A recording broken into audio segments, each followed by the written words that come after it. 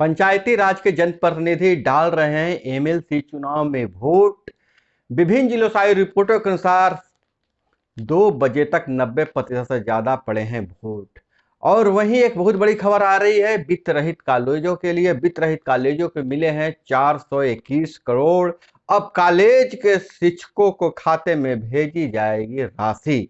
200 से अधिक वित्त रहित डिग्री कॉलेजों को 2015 सत्र तक का अनुदान इस माह मिलेगा।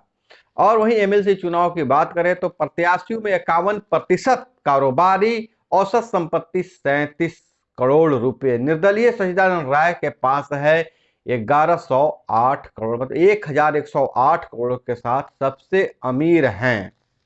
और गोपालगंज और पूर्वी चंपारण के बीच गंडक पर बनेगा पुल। और वहीं पंचायती राज विभाग से बहुत बड़ा अपडेट आया है कि एमएलसी चुनाव का परिणाम आने के बाद ग्राम कचहरियों को किया जाएगा पंचायत के विकास में शामिल। विभागीय सूत्रों की माने तो एमएलसी चुनाव के कारण ही रुकी हुई थी यह मसौदा। नमस्कार, मैं हूं अभय कुमार। आप देख रहे हैं खास कार्यक्रम बिहार समाचार। बिहार समाचार में हम दिन भर की वैसी खबरें लाते हैं जो आपको जानना जरूरी है। खबरों में बने रहने के लिए चैनल पे नए तो चैनल को सब्सक्राइब कर लीजिए। वीडियो पसंद आए तो एक लाइक जरूर कीजिएगा।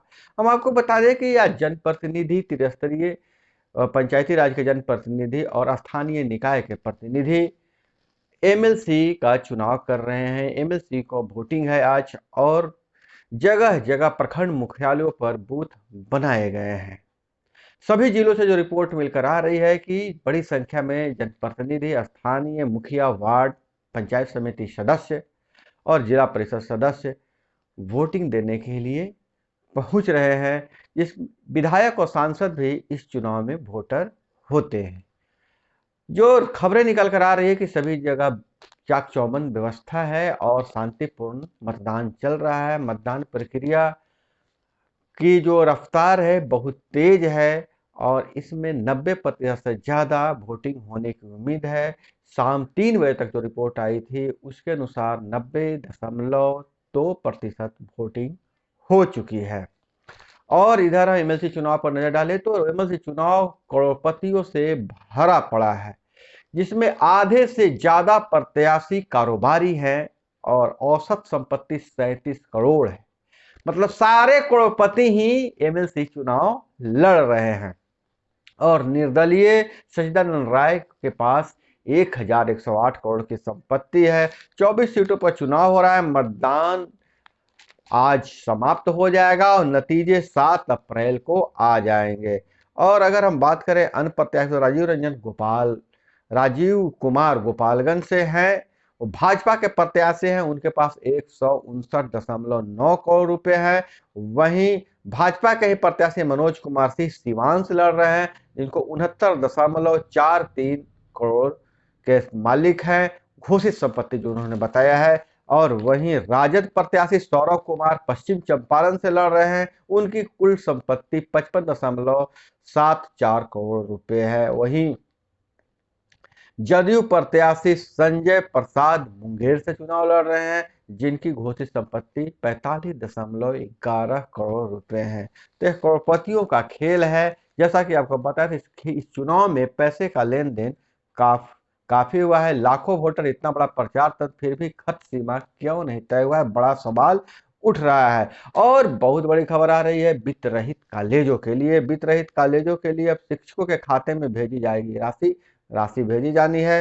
राज्य के 200 से अधिक वित्त रहित डिग्री कॉलेजों को 2015 तक के 2 सत्रों का अनुदान इस माह मिल जाएगा। इसके लिए शिक्षा विभाग ने 2 किस्तों में 421 करोड़ रुपए की राशि जारी कर दी है। इससे वित्त रहित कॉलेजों को लगभग 15,000 शिक्षक, शिक्षकेतर कर्मचारियों को राशि मिलेगी। पिछले माह बकाया अनुदान के लिए सरकार 684 करोड़ रुपए की राशि स्वीकृत की थी। 2 किस्तों में 141 और 280 करोड़ की राशि अनुदान के लिए जारी की गई है। इस राशि से सत्र 2011-14, 2012-15 सत्रों में किसी कॉलेजों का अनुदान बाकी होगा और जांच में सही पाए जाने पर भुगतान कर दिया जाएगा। एक वित्तीय वर्ष में अधिकतम 1.5 करोड़ रुपए दिया जाता है। जितनों का नामांकन हो उससे अधिक को पास दिखाया गया है। शिक्षा विभाग ने उठाए थे सवाल, जांच की। अनुदान के लिए आवेदन में गड़बड़ी की शिकायत के बाद शिक्षा विभाग ने जांच कराई। इसमें 2 साल से अधिक देरी हुई है। उत्तीर्णता के आधार पर मिलता है कॉलेजों को अनुदान। और उरिया घोटाला से बड़ी खबर आ रही है। 22 साल बाद तक दाखिल सीबीआई की क्लोजर रिपोर्ट खारिज। और कैश कटर से एटीएम काटकर अपराधियों ने उड़ाए 20 लाख रुपए। और च्यवनप्राश के जनक महर्षि च्यवन, जी हाँ, च्यवन की तपोस्थली को 75 करोड़ में बनाएंगे तीर्थस्थल। हरियाणा के नारनौल के ढोसी पर्वत तथा महर्षि च्यवन ऋषि का आश्रम। वहीं बिहार के औरंगाबाद जिले के देवकुंड स्थान पर भी महर्षि च्यवन ऋषि का आश्रम है। खैर, दोनों जगह की आपत्ति है। और जो च्यवनप्राश की उत्पत्ति हुई है च्यवन ऋषि के आश्रम से, च्यवन ऋषि ही च्यवनप्राश का आविष्कार किए हैं, खोज किए हैं। तो हरियाणा में जो उनका तपोस्थली है उसको 75 करोड़ से विकसित किया जा रहा है, जबकि बिहार में देवकुंड में जो स्थल है उस पर सरकार की नजर नहीं है। बड़ा सवाल उठता है। और अगर हम बात करें शराबबंदी, बिहार में शराबबंदी है, लेकिन शराब कहीं न कहीं किसी न किसी बहाने मिल ही जा रहा है। लेकिन छत्तीसगढ़ के एक आदिवासी गांव में 50 वर्षों से शराबबंदी है। और यह शराबबंदी वहां की महिलाओं ने लागू किया है। परंपराओं और पुरुषों प्रधान समाज में मुखालफत जारी है। रोज घर से काम से निकलकर शराबबंदी के निकलती थी महिलाएं। और उसका नतीजा यह हुआ है कि आज 50 वर्षों से गांव का कोई भी व्यक्ति शराब नहीं पीता है। और इधर नजर डाले तो हैदराबाद के रेव पार्टी पर छापा, अभिनेता अफसर की बेटी सहित 142 गिरफ्तार। और कश्मीर फाइल्स फिल्म के बाद एक बड़ा बदलाव की बयार नजर आ रही है। और इसमें आरएसएस प्रमुख मोहन भागवत भी जुड़ गए हैं। और संकल्प ले, उन्होंने कहा है कि संकल्प ले कश्मीरी पंडित इस मातृभूमि में ऐसे बसे कि कोई उजाड़ न सके। भागवत ने कहा सच सामने आ रहा है। उन्होंने कश्मीर फाइल फिल्म का भी जिक्र किया है। और बिहार के 259 निकायों में लगेगी 1.20 लाख स्ट्रीट लाइट। 48 घंटे के अंदर समस्या का होगा निदान। हर महीने 40,000 शिकायतें। सबसे अधिक स्विच और बल्ब की गड़बड़ी की शिकायत है। तो बहुत बड़ी खबर है नगर निकायों से कि नगर निकायों में बिहार के 259 नगर निकाय अब हो गए हैं। उसमें 1,20,000 स्ट्रीट लाइट लगाई जाएगी। सरकार का यह दावा है, सरकार बोल रही है। और 48 घंटे के बाद जो भी स्ट्रीट लाइट से समस्या होगी उसको दूर कर दिया जाएगा। और सीएम कोसी मलबरी परियोजना, कोलकाता बेंगलुरु भेजा जाता है धागा। जी हाँ, रेशम का धागा। 6 जिलों से कोकून मंगाकर तैयार हो रहा है रेशम का धागा। किशनगंज बना है हब, बदल रहा है बिहार। और अवैध खनन पर कार्रवाई में सुस्ती पर सरकार नाराज, समीक्षा करेगा गृह विभाग के विशेष सचिव करेंगे सभी जिलों के एसपी के साथ बैठक। छापेमारी हुई पर 12 जिलों में कोई एफआईआर दर्ज नहीं किया गया है। बालू से होने वाली कमाई पर सबकी नजर। अवैध खनन से खान एवं भूतत्व विभाग परेशान है। पुलिस से बार बार अनुरोध पर भी कार्रवाई नहीं की जाती है। और वहीं पंचायती राज विभाग से एक बड़ी खबर यह निकल कर आ रही है कि एमएलसी चुनाव का इंतजार था। 7 तारीख को परिणाम जारी हो जाएगा, 7 अप्रैल को। उसके बाद गांव की सरकार को फिर से मजबूत किया जाएगा, रीस्ट्रक्ट किया जाएगा गांव के सरकार को। और जो गांव में जो भी विकास योजनाएं चल रही हैं उसमें सरपंच साहब और पंच साहब की भी भागीदारी होगी, जिसकी अलग अलग कैटेगरिया बांटा गया है कि कौन से क्षेत्र में सरपंच साहब देखेंगे और कौन सा क्षेत्र को मुखिया जी देखेंगे, ग्राम पंचायत देखेगी।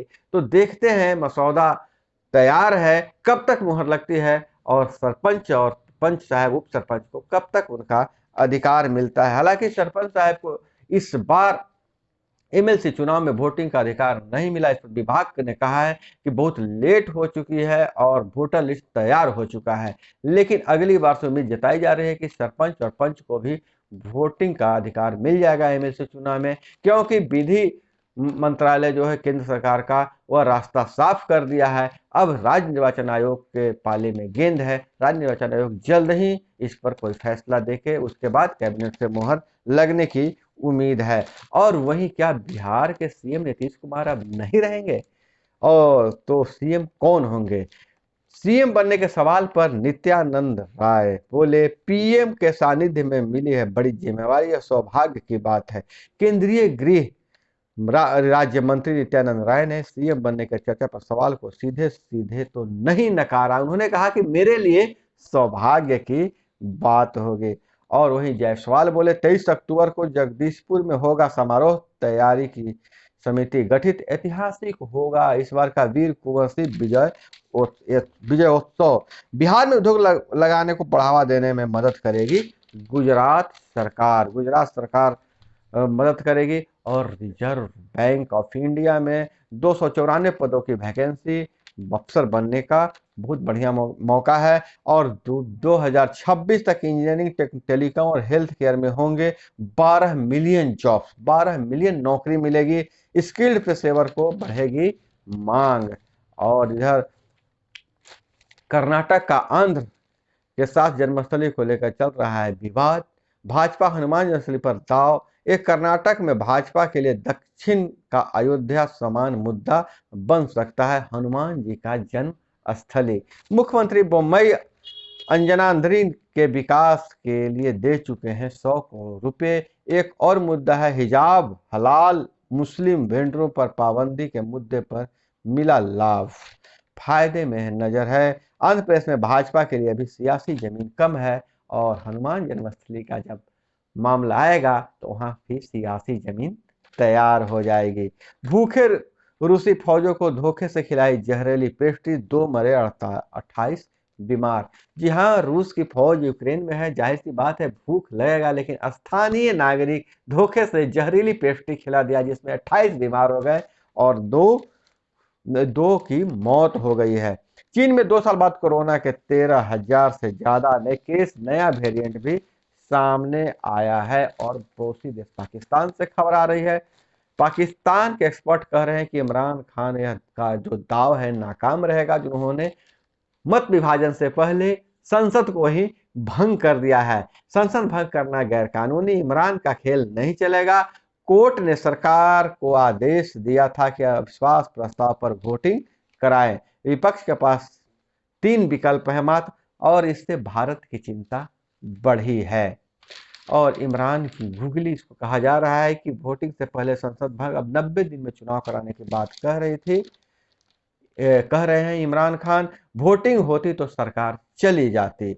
सुप्रीम कोर्ट का स्वतः संज्ञान ले लिया है कि संसद भंग करना कानूनी है कि नहीं गैर कानूनी है, इसकी अध्ययन की जा रही है। विपक्ष ने संसद पर कब्जा करके वहां खुद से संसद अपना एक चेयरपर्सन चुन के खुद से संसद चलाया था, लेकिन ब्लैकआउट कर दिया गया था पाकिस्तान के संसद भवन को। तो यह थी वह तमाम दिन भर की खबरें जो आपको जानना जरूरी था। इसी तरह से खबरों के लिए जुड़े रहिए हमारे साथ। हमसे जुड़ने के लिए क्या करना है, नीचे जो सब्सक्राइब वाला लाल बटन है उसे दबा देना है, उसके बगल में जो घंटा जैसी आकृति है उसको छूकर ऑल सेलेक्ट कर लेना है। अपना बहुत बहुत ख्याल रखिएगा। मिलते हैं अगले वीडियो में। जय हिंद, वंदे मातरम।